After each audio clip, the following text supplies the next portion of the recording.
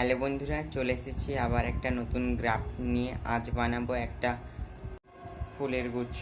তাই নিয়ে নিয়েছি এই মেহগনি গাছের ফলগুলো। এগুলো ফেটে ভিতরের অংশগুলো বেরিয়ে গিয়েছে এবং দেখতে পুরো ফুলের মতো লাগছে। এগুলোকে দিয়েই আজ একটা ফুলের গুচ্ছ গ্রাফট বানাবো। দেখতে হলে ভিডিওর সঙ্গে থাকো এবং ভিডিওর সাথে থাকো। প্রথমে এগুলোকে আমি গ্লুগান দিয়ে চিটিয়ে নেব নিজের মন ইচ্ছা মতো। আর এগুলোকে গ্লুগান দিয়ে চেটানোর পর ঠিক এই রকম দেখতে লাগছে। এরপরে এগুলোকে আমি ফেব্রিক কালার দিয়ে পুরোটা সাদা বেস কালার হিসেবে সাদা কালার করে নেব।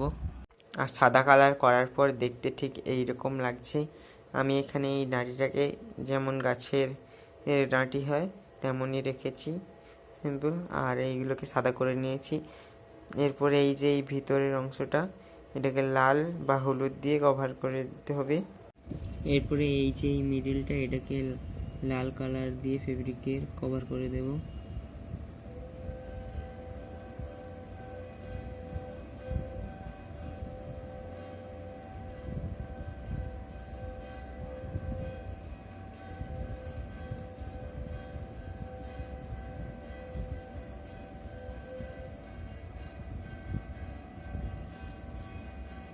দেখতে কিছুটা এইরকম লাগছে।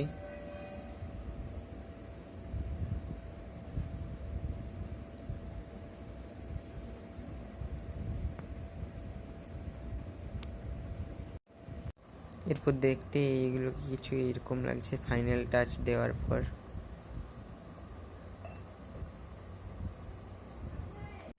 এখন এখানেই রাখছি। ভালো লাগলে like, comment, share and subscribe করতে ভুলবে না কিন্তু। টাটা।